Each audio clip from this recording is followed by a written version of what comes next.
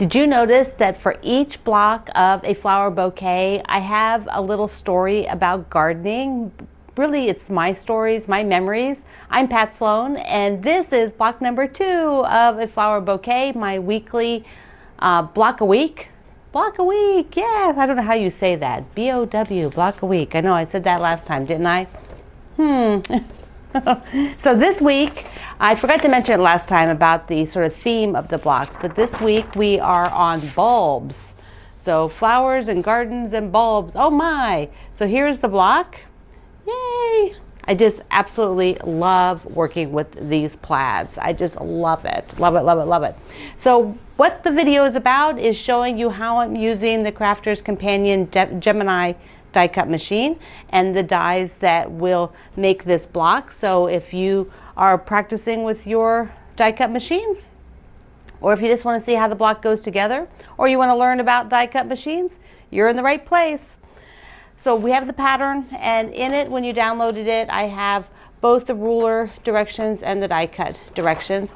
And I want to use the video to show you how I think through cutting with the die cut machine, because it's a little bit different than cutting with a ruler. And so there's your thought process will shift if you use your die cut all the time. All of a sudden you'll just be thinking this way. But when you're first starting out, you need to have a little bit of a plan so that you know where you're going with your die cuts. And plus you have bigger pieces of fabric which don't always fold up so nicely. So we sort of cut off some chunks to get started.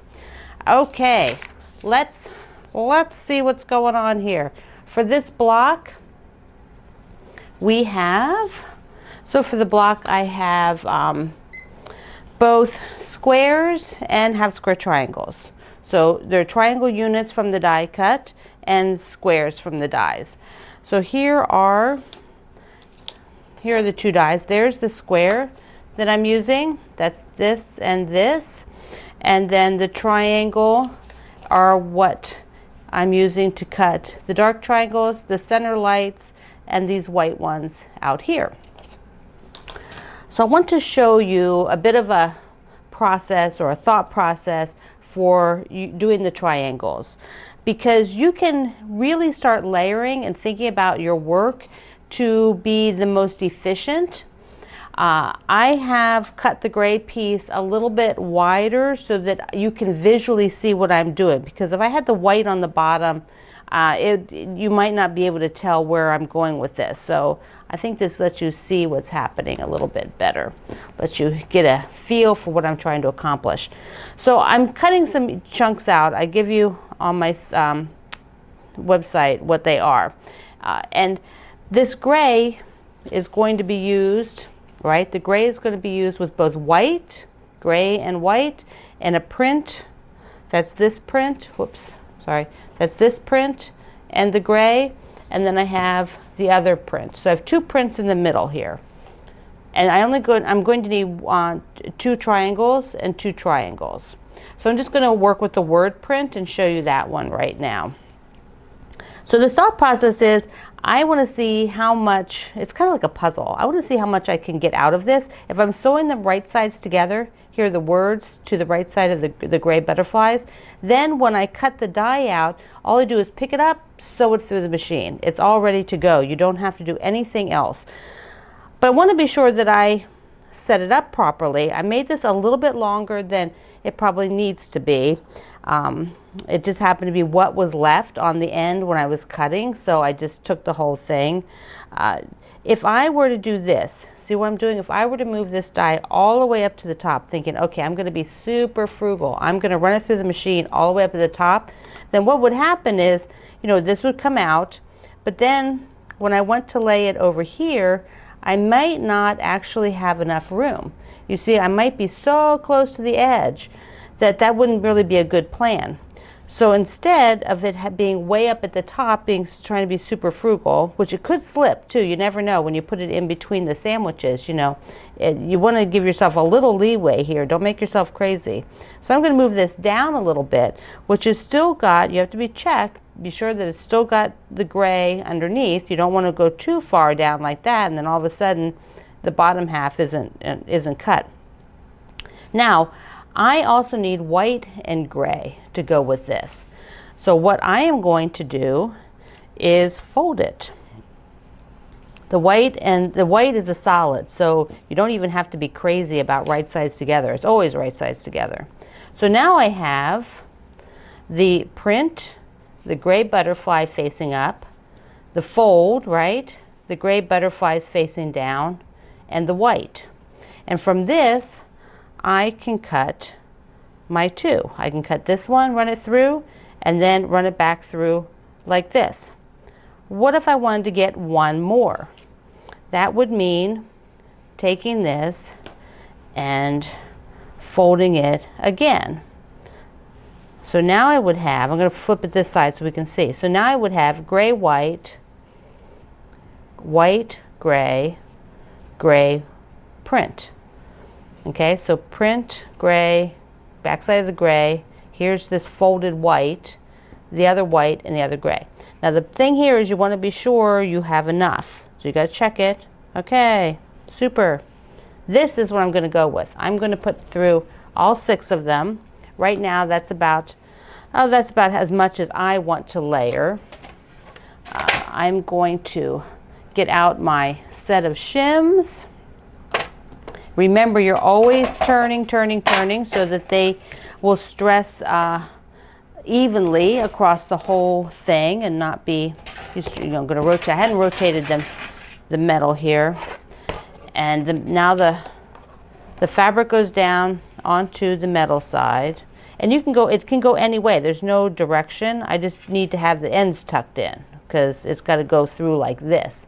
So I don't want fabric out here because it needs to be folded up under the project. Okay, so this whole thing is sitting here. It doesn't matter if it's on top because it's not gonna cut there.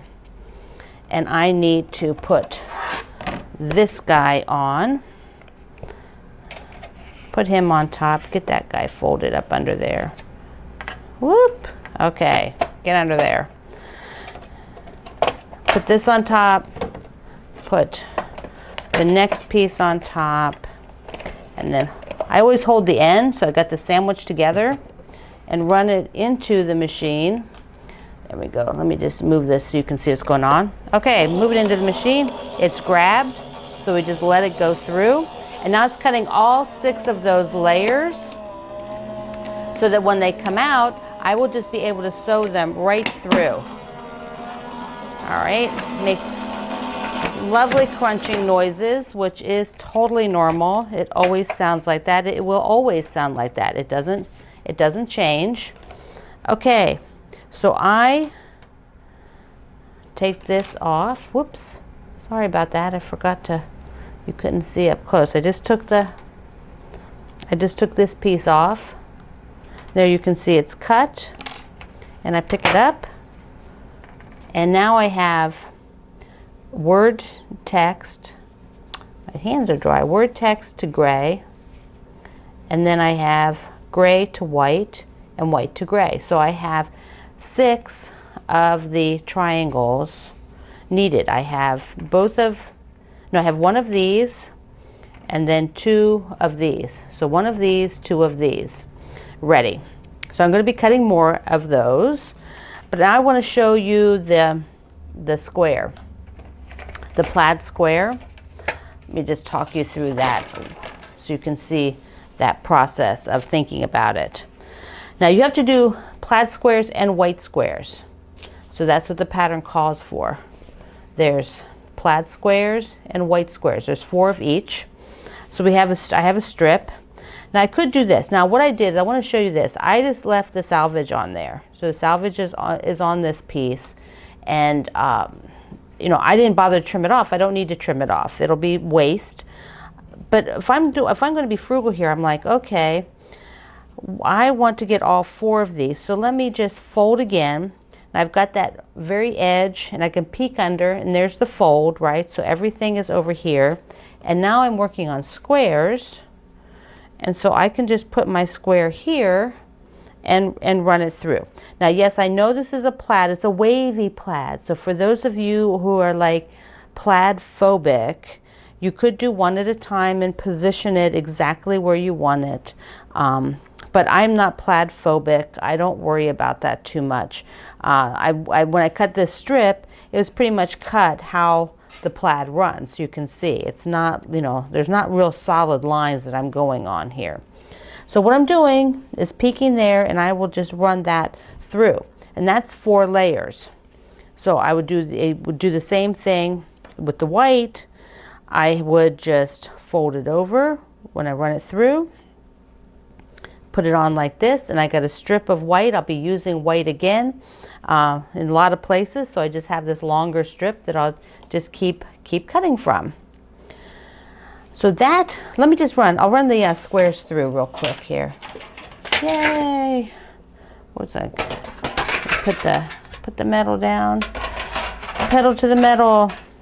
So I'll just do this for you. So remember, you put the part of the die that's got the ridge that goes down, and I am going to, so you want to keep rotating, always rotating these things. And I have them rotated into the corners too. So like this one right now is down here in the corner, and even though that's not at the top where I'm putting it through, that does not matter, because the goal is to just move it around, because it makes sure all your shims last longer. Here, let's go through the machine, and I'll be cutting the circles, cutting the squares here. And once the squares are done, then I'll have more triangles and the white squares to do.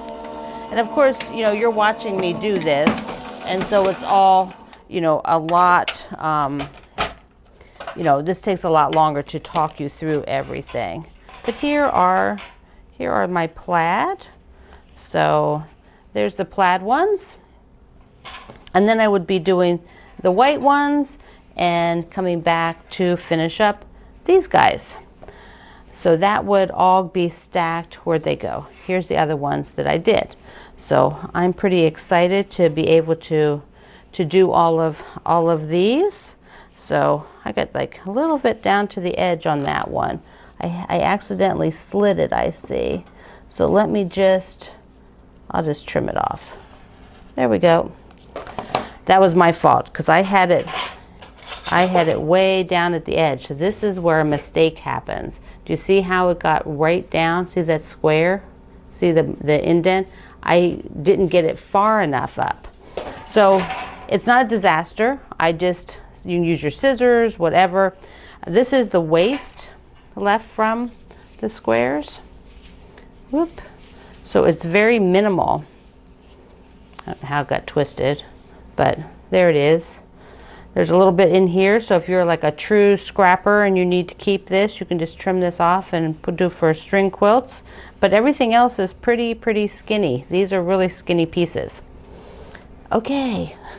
It's always good to learn how to troubleshoot, because everything's not always going to work perfectly no matter what you're doing. And when I make a mistake and I don't get it, you know, something positioned properly, at least that one, I had everything under the die. I just got my die accidentally slid too far down to the bottom as I was putting it in. So it was a little bit too close to the edge. Always good to know how to troubleshoot. So I'm Pat Sloan. This is the block 2 of A Flower Bouquet, my weekly sew along.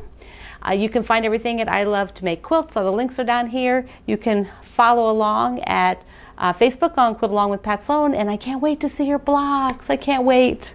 Thanks for being here. Bye.